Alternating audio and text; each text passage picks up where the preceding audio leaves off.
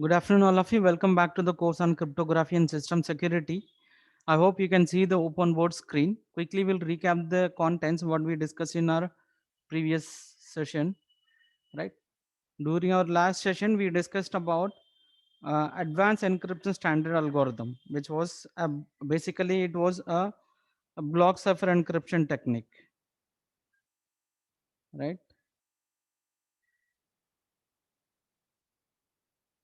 AES. It is an advanced encryption standard algorithm.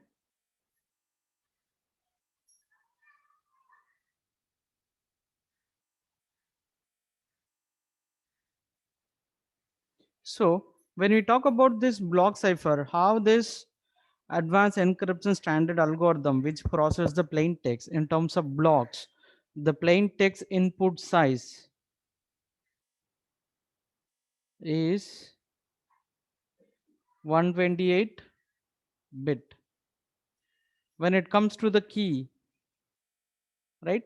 So depends upon the key, right? It can be 128 bit, 192 bit, or 256 bit keys can be used. There are different versions, which is AES 128 version, 192 version, and then 256 version. And when we talk about the number of rounds which performs, right, is when we talk about 128 bit, which performs 10 and 12, and followed by 16 rounds of operation are performed depends upon the key which has been chosen by the user, right, and followed by, so what type of operations are performed, are different types of transition performed, and each round of operation means, so it will perform a list of operation, right. The first one is substitute byte.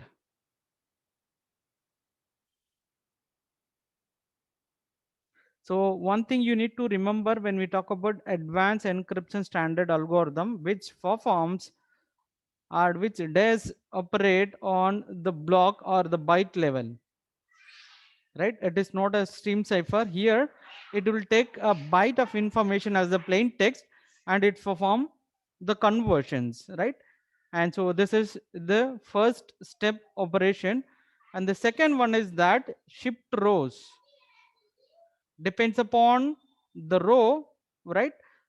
And if there are 4 rows and 4 columns, based on that, so did totally when you talk about the substitute byte, so here we have a 16 byte of information, right? The entire 128 bit of plain text are going to be placed in a input state array where each array or each byte will have 8 bit of information. 1, 2, 3, 4. By the way, it has 8 bit, 8 bit, 8 bit, 8 bit. So when we collect all these 16 into 8 bit, which will get 128 bit plain text. 128 of plain text which are going to be XORed with the key, right? That I'll come to that little later. And the third operation will be mix columns. I hope you are clear with this mix column operation, which I explained in the last lecture using no finite field arithmetic.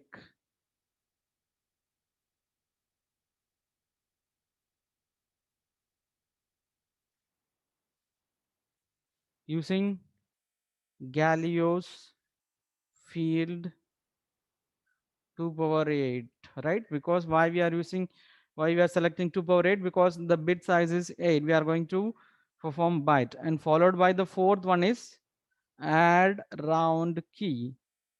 So here when you talk about this add round key operation, which will perform this 128 bit plain text, and that is going to be XORed with that 128 bit key value.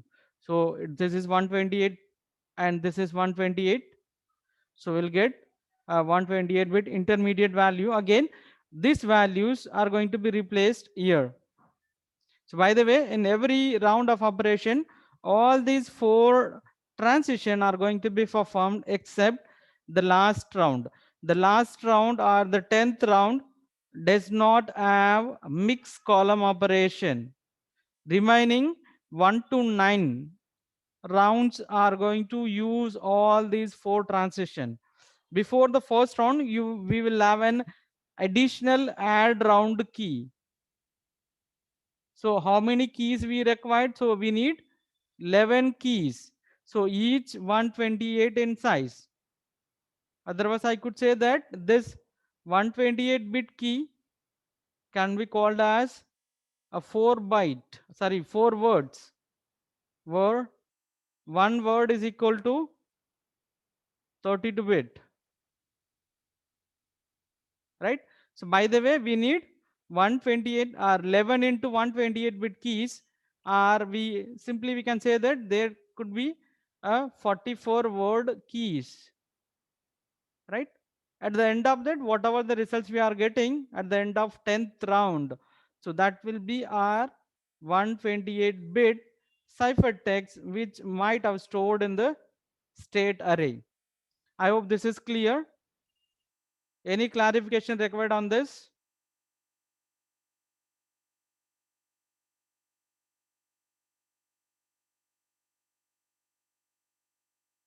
Okay, so with this, we are free to move to the next topic. Under the topic, I'm going to discuss about different key management with respect to the public key cryptography technique.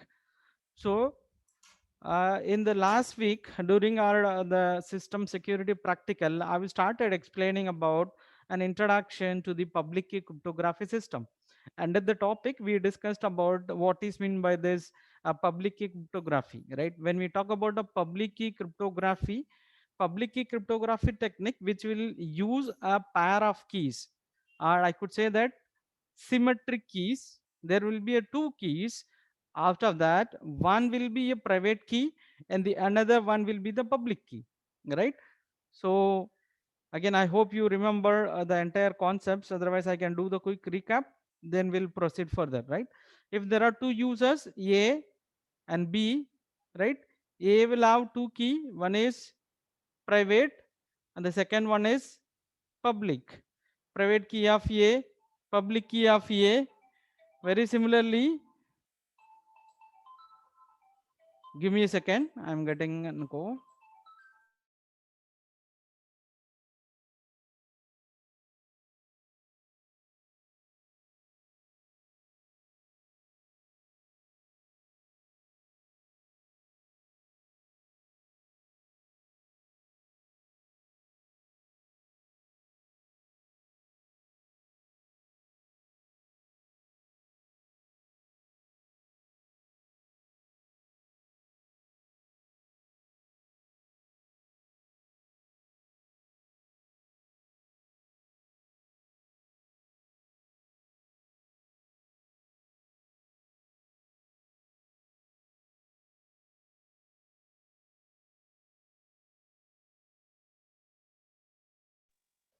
Sorry for that. And the user A,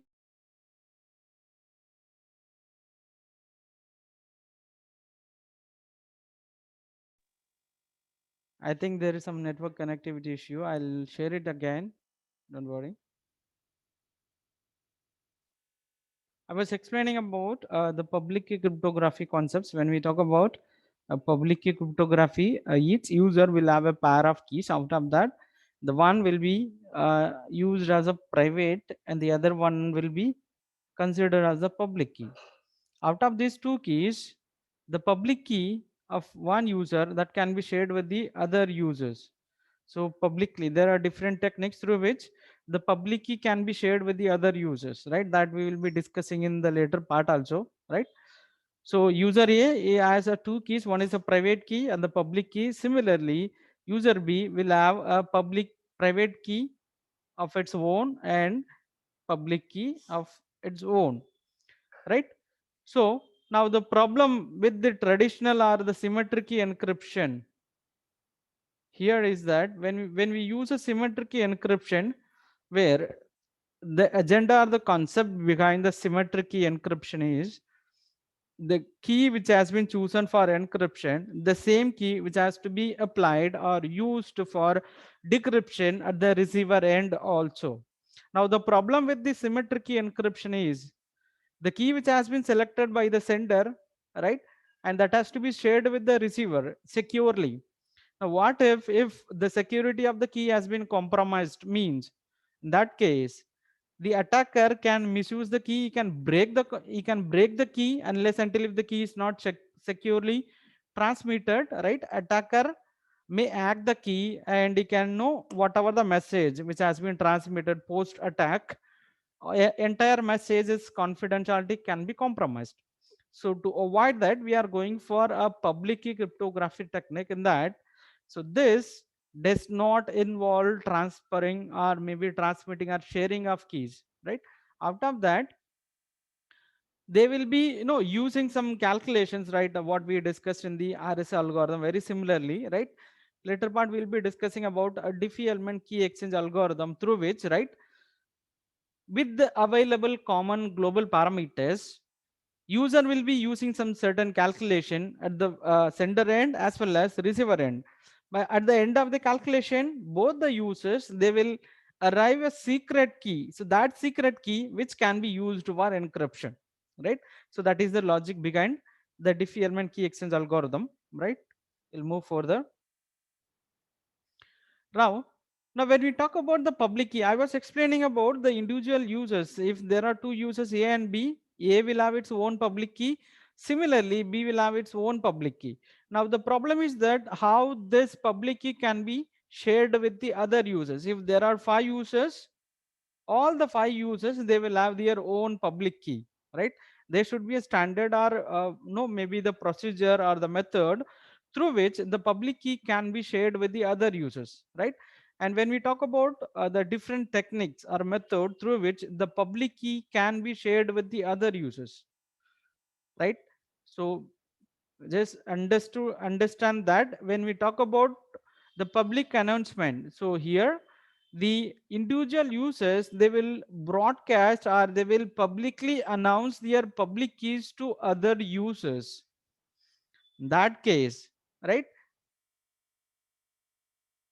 is it is it necessary to announce it publicly, or what will happen? Is there any security issues with this, the public announcement? Any guess why the key has to be announced publicly?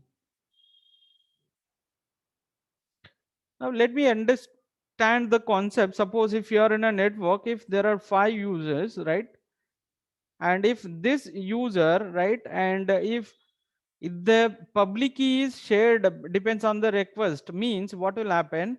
He has to send a request and then he will send the reply. Similarly, if there are more number of users in the network, and he might be sending the request to access the public key of other users, and then depends on the request he can send the reply here, right? So this will automatically will leads a network congestion and traffic.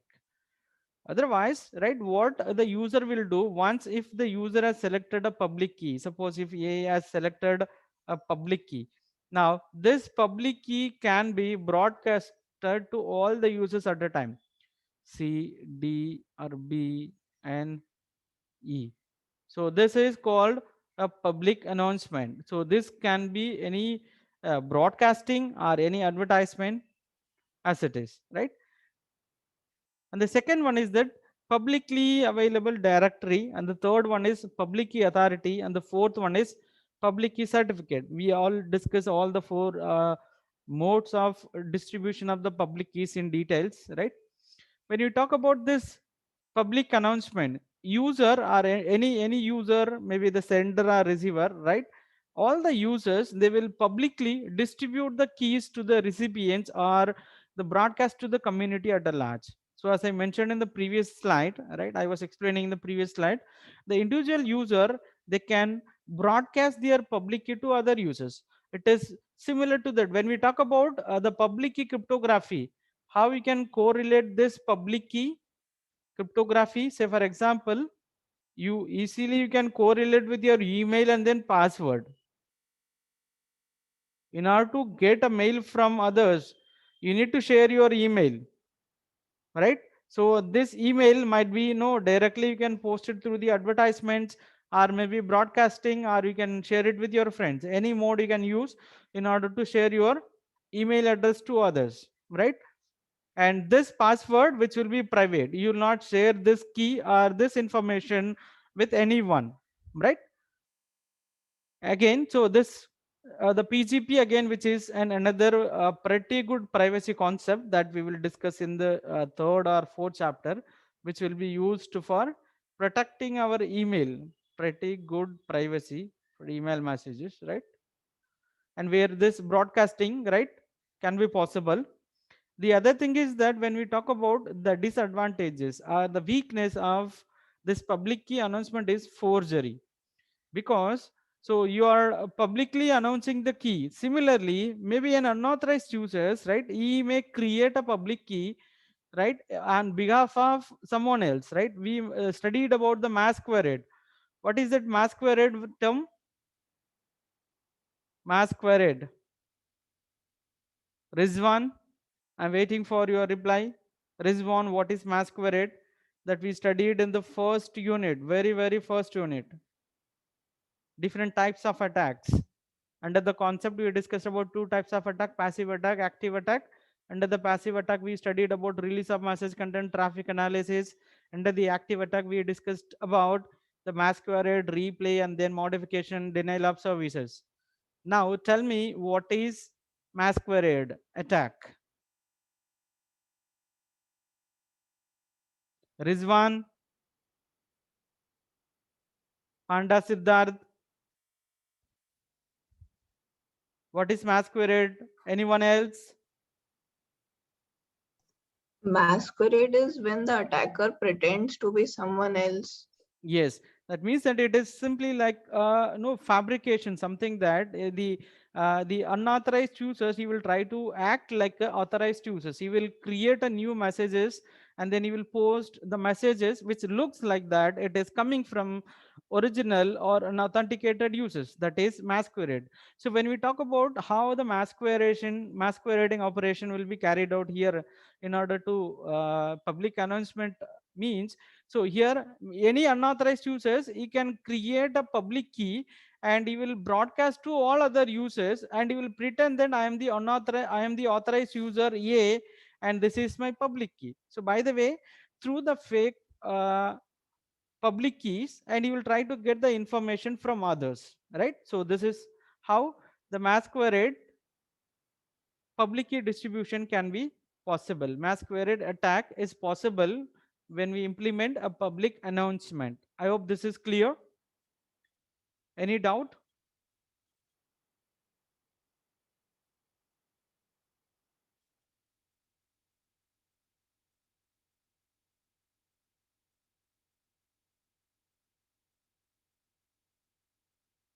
Okay, if we are clear, then we'll move to the next category, which is publicly available directory. Directory is something that it is similar kind of a dictionary. How many of you heard about the Yellow Pages, which is a telephone directory? How many of you seen it, Yellow Pages?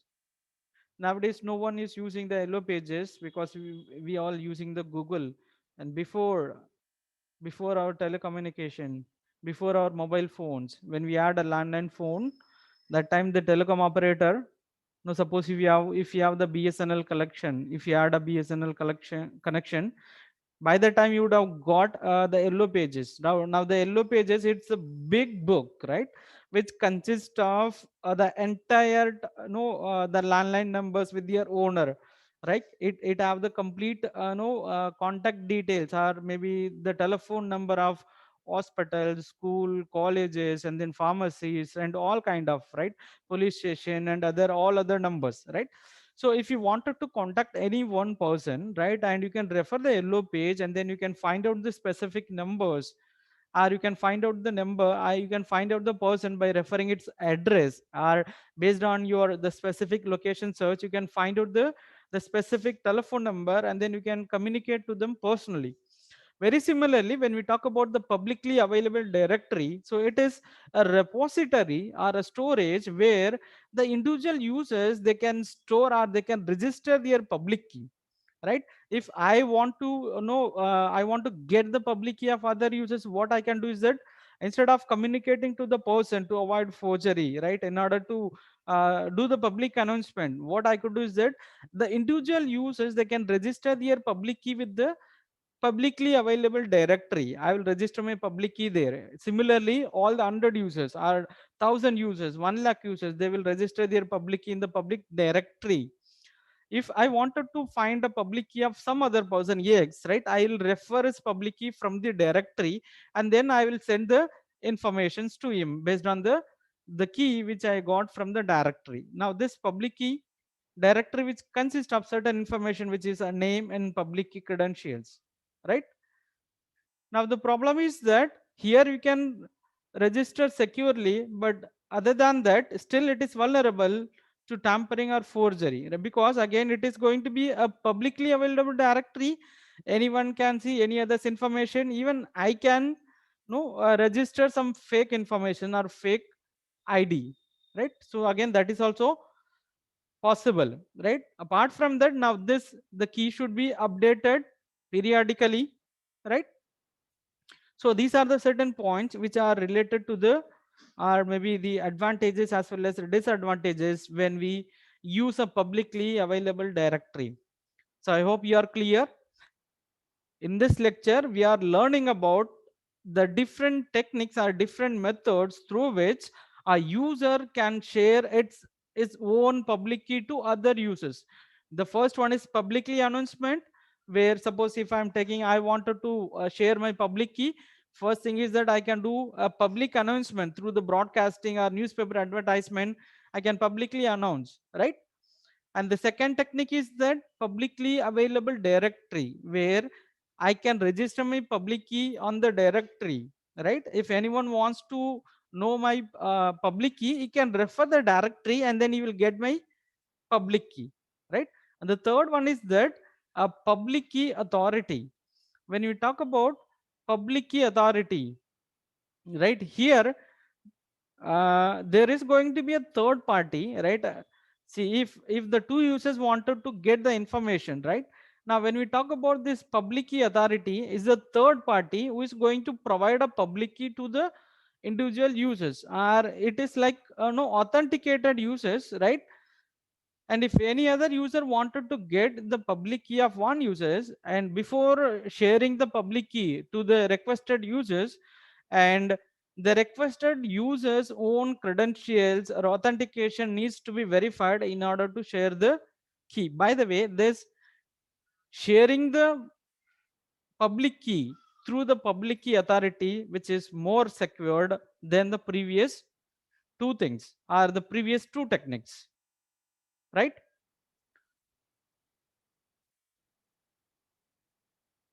So user will interact with the directory to obtain the desired public key securely, right? And this is related to the previous one. I'll explain with the diagram. Say for example, here the public key authority, let's assume is the third party,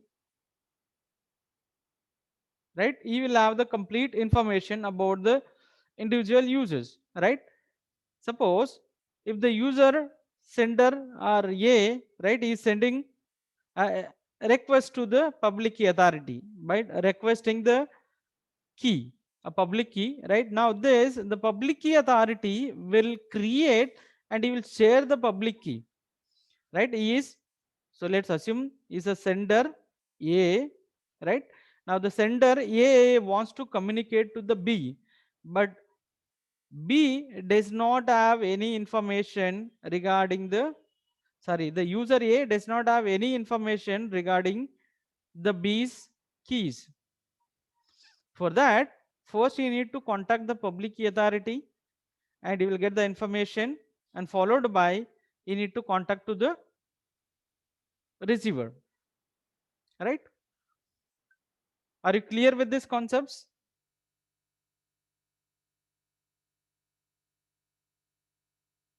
How many of you understood this? I can explain it again. Now, when we talk about the public key authority, right? So he will have the entire information of all the users. A's information, B's public key, C's public key, everyone's public key. Suppose A wanted to communicate to B, right? First of all, you need to send a message to the public key authority from the public key authority. So now this request to get a public key of B. I hope you're clear.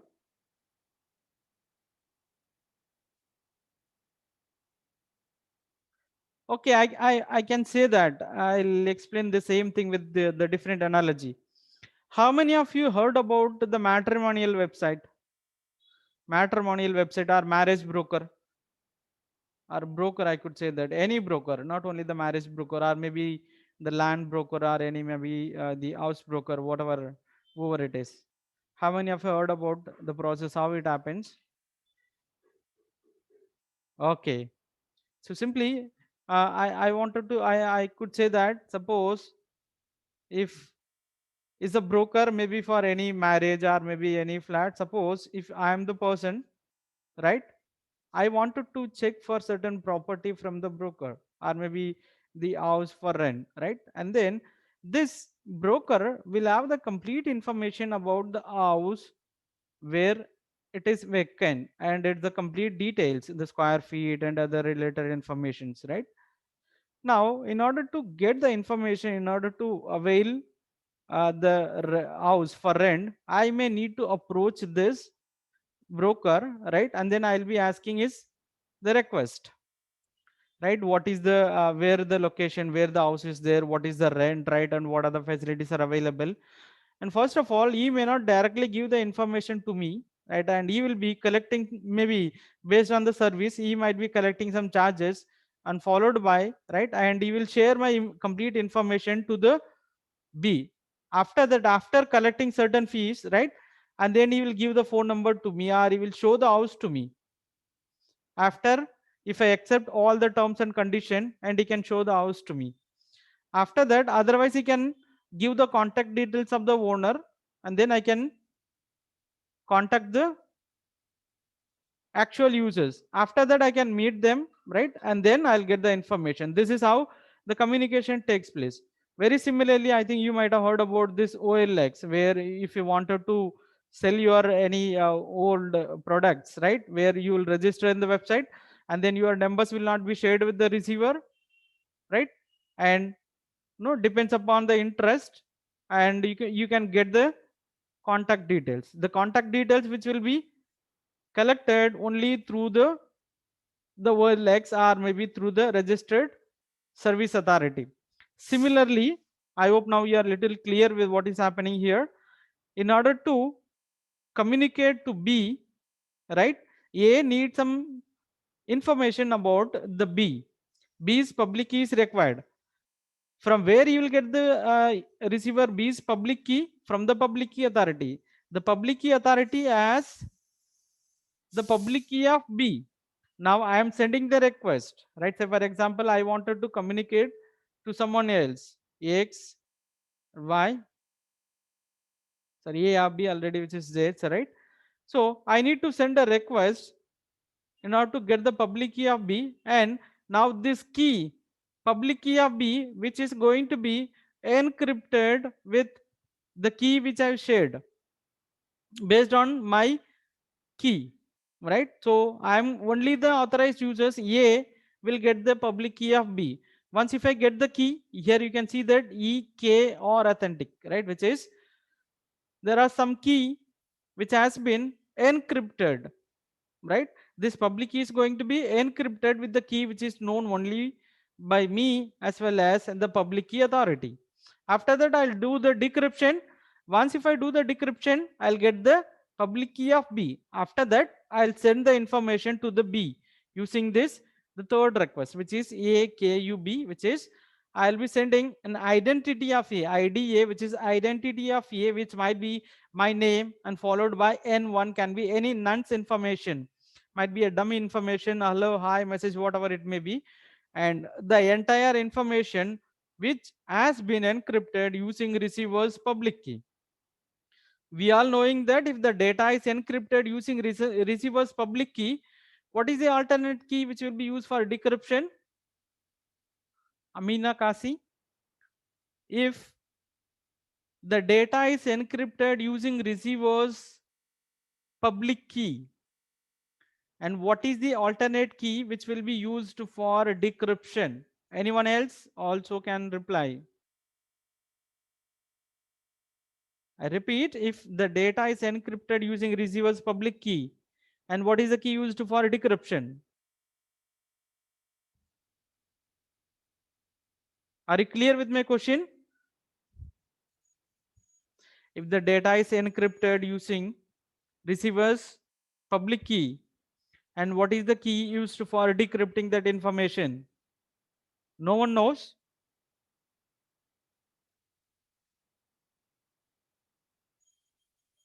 Are you all there?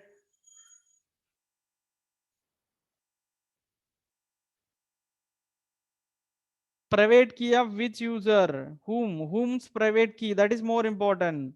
I agree that it is a private key. Whom's? How? Hamina Kasi, how sender will share his private key to the receiver? That means that you are ready to share your password with others. Understand the logic. Okay. Good attempt. But here the alternate key which will be used for decrypting is the receiver's private key, because receiver's private key, which is only known by the receiver, by the way, he will receive the information. He will decrypt and read the information. Once if he's decrypting that, that means that you will assume that someone is sending an authenticated message through the key which has been collected from the public key authority. That means that from whoever is getting the message, that user or the sender is an authenticated user to give the acknowledgement, and followed by, right? Now after that, in order to send a reply to the A, again B also send, B also should communicate to the public key authority to get the public key of A. जैसा A ने communicate किया B का public key बारे में to the public key authority, the same steps has to be carried out by B.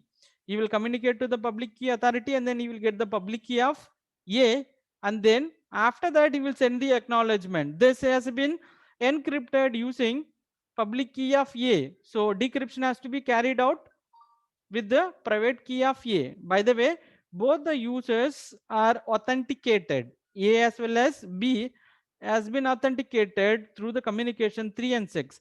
After that, they will exchange the informations, or they can communicate the information. I hope this is clear. Now, the problem with this technique is, for each and every time they may need a communications. If there are, imagine that there are thousands of users, right? If they wanted to get the information, if they wanted to exchange the information, for each and every transaction they may need to communicate to the public key authority, right?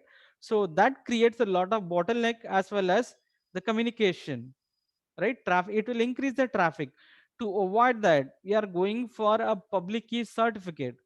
When you talk about the public key certificate, very similarly there will be a, instead of here we have the role public key authority, here we will have the public key certificate authority, right? Now what is the difference between the public key authority as well as the certificate authority is that the certificate authority, he will issue a certificate, right? Very similarly, right, how he issued the key, here the certificate authority will issue a certificate. The certificate is valid, right, for a particular time duration, or I could say that it will be valid for a particular session, say for example 3 days or 10 days. There is a basic session time, maybe 10 minutes or 15 minutes, it depends on the duration, right? Here, instead of sharing the public keys, so here the certificate authority will share a certificate, right? So first of all you need to send the public key, right, public key of A, and followed by you'll be sending the certificate. So here this, you will be, the certificate authority will issue the certificate CA. C stands for certificate and A is for the certificate which are belong to the user A. So which includes time and identity of A, and then public key of A, and the entire information which has been encrypted using a key which is known by the between these two users, certificate authority and then A. Once if he is receiving the certificate, similarly here also B will get the certificate, right, by registering his public key in the certificate authority, and he will be issuing the certificate for B again, which has been encrypted certain information, right, time and then identity of the B and then public key, all this information which has been encrypted using a key which is known by this only the certificate authority and then B, right. So here this certificate itself which consists of the public key of other users, right. So you will share its public key and then you will similarly you will share it the certificates, right. The certificate will has the entire information about the users. Based on that, by showing the certificate, right, which itself the certificate authority the certificate will provides an authentications, because the certificate has been provided by the authorized public key certificate authority. So that proves that claims an authentication. If anyone who is showing the certificate, that means that he is an authenticated users in order for further communication. I hope this is clear for you. So far we discussed about four techniques through which a public key can be distributed. The first one is that public announcement,